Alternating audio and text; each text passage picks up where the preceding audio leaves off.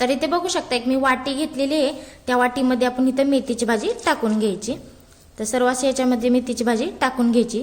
तर आज आपण खूप छान अशी मेथीच्या भाजीमध्ये एक नवीन सिक्रेट पदार्थ टाकून खूप छान असा नाश्ता बनवणार आहोत। खूप सोप्या पद्धतीचं होणार आहे आणि लहानांपासून मोठ्यांपर्यंत सर्वांना आवडणार आहे आणि खायला पण एकदम मस्त लागणार आहे बरं का। आणि चला तर मग आपण रेसिपीला सुरुवात करूया। तर इथे बघा मी थोडीशी अशी मेथीची भाजी घेतली होती, त्याला अशी निसली आणि चिरून पण घेतलेली आहे आणि स्वच्छ धुवून पण घेतलेली आहे। आता त्यामध्ये आपण काय टाकायचं, तर इथं मी 1 वाटी साबुदाणा आहे, तर ही भिजवून घेतलेला 1 वाटी साबुदाणा आहे।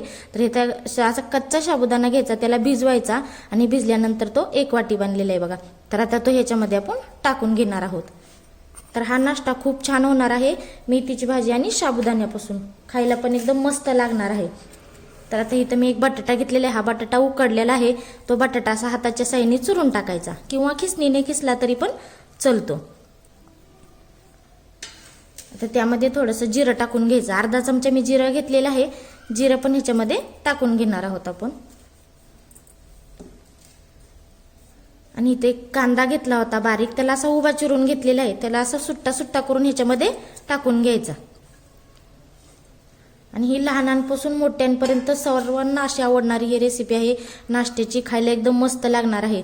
तुम्हाला जर माझा नाश्ता कसा वाटला ना तर कमेंटमध्ये मला नक्की सांगत जावा आणि नसला चांगला वाटला ना तरी पण तुम्ही सांगत जावा। तर हे हाताच्या साहाय्याने व्यवस्थित असं हे मिक्स करून घ्यायचं।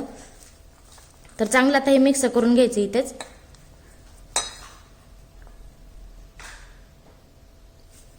तर इथे मी 1 ग्लास घेतलेला आहे, आता त्यामध्ये आपल्याला हिरव्या मिरच्या टेचून घ्यायच्या आहेत।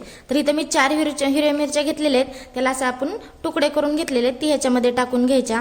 आणि 5-6 अशा लसणाच्या पाकळ्या घेतलेल्या आहेत, ती पण ह्याच्यामध्ये टाकून घ्यायच्या। आणि मीठ घेतलेलं आहे 1 चमचा, ते पण ह्याच्यामध्ये टाकायचं आणि ह्याला बारीक असं हे टेचून घेणार आहोत। तर बारीक इथं टेचून घ्यायचं।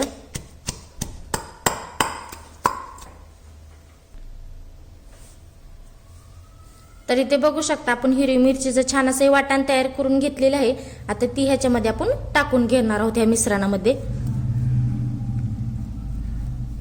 तर सर्व असं ह्याच्यामध्ये टाकून घ्यायचं आणि ह्याला हाताच्या साहाय्याने व्यवस्थित असं हे मिक्स करायचं। तर चांगलं ह्याच्यामध्ये असं हे दाबून मळून घ्यायचं। तर ह्याच्या मेथीच्या भाजीचं बटाटा आणि साबुदाणा हे चांगला असा मिक्स झाला पाहिजे, त्याच्यामुळे हे असं दाबून दाबून व्यवस्थित असं हे मिक्स करून घ्यायचं आणि ह्याचा गोळा बनवून घ्यायचा। आणि मीठ ते ह्याच्यात चेक करायचं, जर कमी असलं ना तर ह्याच्यात टाकून घ्यायचं। आणि हा कमी साहित्यामध्ये नाश्ता बनणार आहे, खायला एकदम मस्त लागणार आहे। तर आता हे व्यवस्थित असं चांगलं मिक्स करायचं बघा, व्यवस्थित असं हे मिक्स पण छान होते। आणि जर तुम्हाला वाटलं ह्याच्यामध्ये बटाटा कमी आहे तर अजून ह्याच्यामध्ये बटाटा 1 टाकला तरी पण चलतो। तर इथे बघू शकता अशा पद्धतीने मी छान असा याचा गोळा तयार करून घेतलेला आहे। तर काय करायचं, ह्याच्यातलं थोडंसं असं मिश्रण काढून घ्यायचं आणि हे बघा असं गोल करून घ्यायचं। गोल नाही तुम्हाला आवडलं तर असं चपटा पण तुम्ही आकार देऊ शकता किंवा असा गोल दिला तरी पण चलतो। जर तुमच्या हाताला चिटकायला लागलं ना तर थोडंसं असं तेल लावून घ्यायचं। तर बघा अशाच पद्धतीने आपण सर्व तयार करून घेणार आहोत।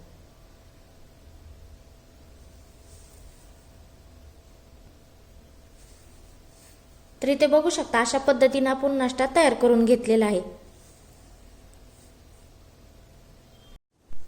तर आता इथे गॅसवरती कढई ठेवलेली आहे, कढई आपली गरम झालेली आहे। आता त्यामध्ये आपण तेल ओतून घेणार आहोत। तेल ओतून घेतल्यानंतर तेल चांगलं असं गरम करून घ्यायचं। तर आता इथं बघा तेल आपलं गरम झालेलं आहे, चांगलं गरम करून घेतलेलं आहे। आता गॅस हा मध्यम ठेवायचा आणि गॅस मध्यम ठेवल्यानंतर आपण हा नाश्ता तयार करून घेतलेला होता ना ते ह्याच्यामध्ये टाकून घ्यायचा आणि मध्यम गॅसवरती लालसर होईपर्यंत आपण याला तळून घेणार आहोत।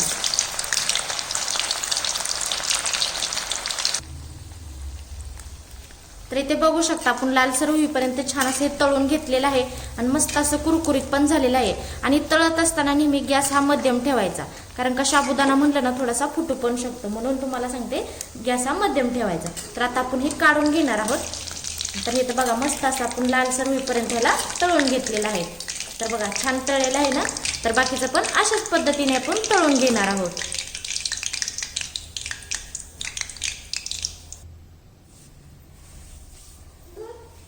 तर इथे बघू शकता मस्त मेथीची भाजी आणि साबुदाण्यापासून नाश्ता तयार झालेला आहे। तर खायला पण एकदम मस्त लागणार आहे. हे तुम्ही कुठल्या पण चटणी बरोबर किंवा दह्याबरोबर खाल्ला तरी पण चलतो आणि लहानांपासून मोठ्यांपर्यंत सर्वांना आवडणारा हा नाश्ता आहे. तर इथं मी तोडून दाखवते तुम्हाला. बघा किती मस्त असा हा नाश्ता झालेला आहे ना.